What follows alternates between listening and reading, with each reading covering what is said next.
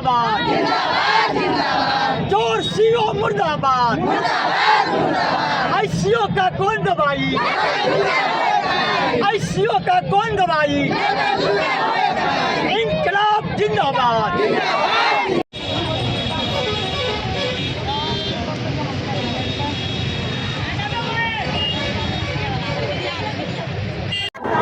Press के भाइयों, चौथा दिन अनशनकारियों का अनशन टूटा है, क्या कुछ कहेंगे सर? जी, अनशन टूटा, युद्ध से टूटा, गोलबंदी से टूटा, सड़क जाम से टूटा। ये संकट क्यों पैदा लेता है? पदाधिकारी से जरा पूछिए। बिहार में बीटी एक्ट है, गरीब लोगों को जमीन देने का है। बिहार विधानसभा में मुख्यमंत्री का घोषणा है जो 5 डिसमिल जमीन भूमिहीन को हम देंगे। जरा बतावे नीतीश कुमार जी, ये घोषणा बिहार विधानसभा का आपका है कि नहीं? और सर्वोच्च संस्था बिहार का बिहार विधानसभा है कि नहीं?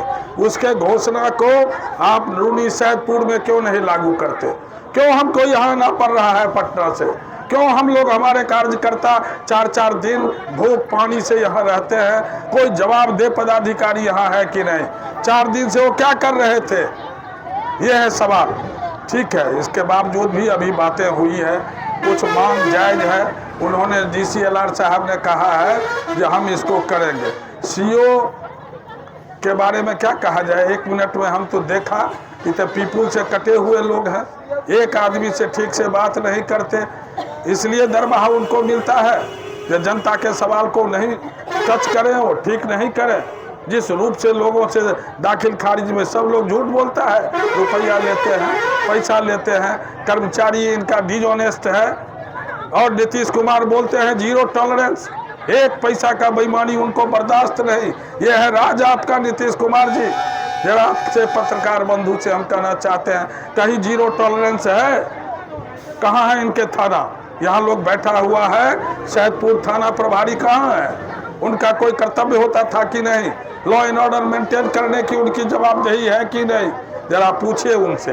हम तो आपसे कहते हैं, आपके दरबार में कहते हैं, मीडिया के सामने में कहते हैं, प्रशासन यहाँ का विफल है, गरीबों के खिलाफ है, और जो फैसला करता है, जो बिहार विधानसभा में घोषणा करता है, उसको लागू नहीं करता है। और हम अंत में यह बात कहना चाहते हैं, हम लोगों ने तय किया है 20 मार्च को समूचा बिहार की धरती लाल झंडा से पटा रहेगा।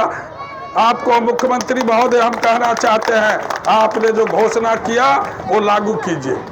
कोई एक मांग दूसरा नहीं, जो फैसला है वो लागू कीजिए। बीटी एक्ट है बिहार में, 70 में बीटी एक्ट बना, भूमिहीनों को जमीन का, सीलिंग सरप्लस का, न्यूनतम मजदूरी का, गैर बजरुआ जमीन का, कहाँ है सरकार? क्या कर रही है 50 वर्ष से सरकार? इसलिए कम्युनिस्ट पार्टी मार्क्सवादी के सामने में एक बड़ी चुनौती है, जो हमको एक संघर्ष के मैदान में जाना पड़ेगा, लड़ाई के मैदान में जाना पड़ेगा। हम अपने लोगों से, जनता से, पार्टी के कार्यकर्ता नेता को धन्यवाद देना चाहते हैं, जो आप लड़ाई में, जंग के मैदान में आप हैं, जीत आपकी होगी, आप लड़ेंगे, जीतेंगे। इसी बात के साथ हम अपनी बात को खत्म करते हैं। धन्यवाद। आप तमाम साथी सामने में थे और सबके सामने में फैसला, 1 सप्ताह में 316 जो है उसका पर्चा का डिक्लेयर करने का DCLR ही वादा कर गया है, हमको बुलाया 1 सप्ताह में। और 15 दिन में सैदपुर घाट है, गंगबाड़ा है, जो भूमि संग्रह जहाँ बसा हुआ है, उसको यह जैसे जा करके कर्मचारी अमीन पर आकर के और उसको सर्वे कर करके कि किसका घर है, किसका घर है, सब कुछ कर करके कर लेगा, पोर्टल खुलेगा, पर्चा मिलेगा। यही बात क्लियर जमीन संबंधी हुआ। क्या पर्चा है? आपका परिचय?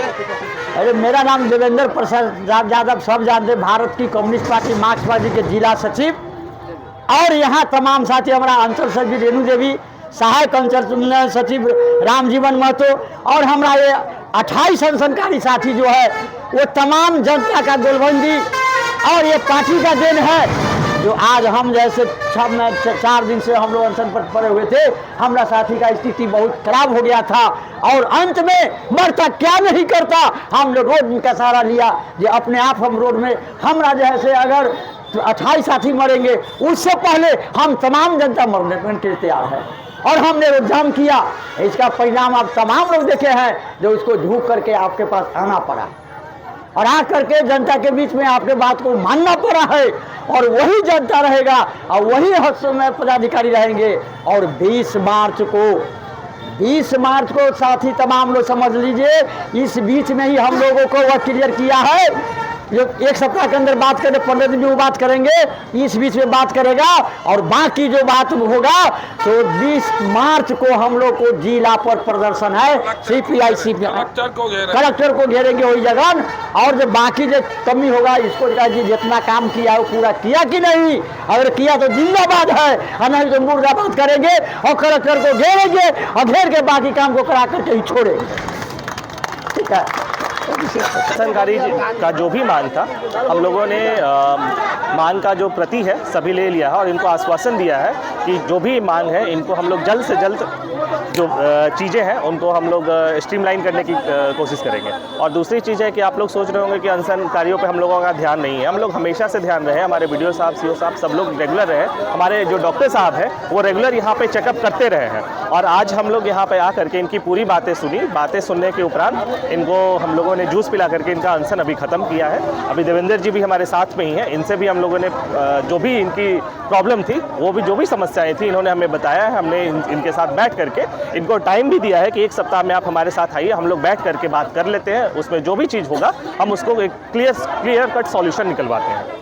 घंटों रास्ता जाम होने के बाद आप लोग आए हैं, ऐसा भी कहना है कुछ लोगों का? नहीं, ऐसा कुछ नहीं है। BDO साहब यहाँ पे आए हुए थे, ऑलरेडी थे, घंटों रास्ता जाम नहीं हुआ है। मतलब देखिए, इन लोग आपके सामने ही यहाँ पे हैं, इन लोगों को भी पता है कि क्या है। देखिए लोग, देखिए भारत में स्वतंत्रता का अधिकार है, लोगों का है कि जो अब किए हैं इस चीज़ के लिए BDO साहब यहाँ पे आ करके इन लोगों से बात करके ऑलरेडी बहुत ज़्यादा देर तक जाम वाम का स्थिति नहीं क्रिएट हुआ था। क्या पर्चा हुआ सर?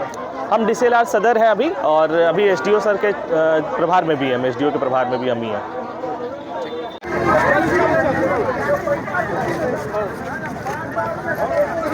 अब राज्य सचिव से अपना बात हो जाती है। हाँ जी।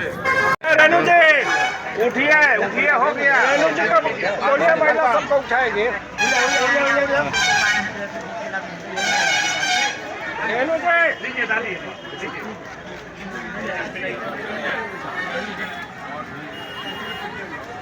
दूसरा बार पिला रहे हैं, कुछ बता देना देवेंद्र।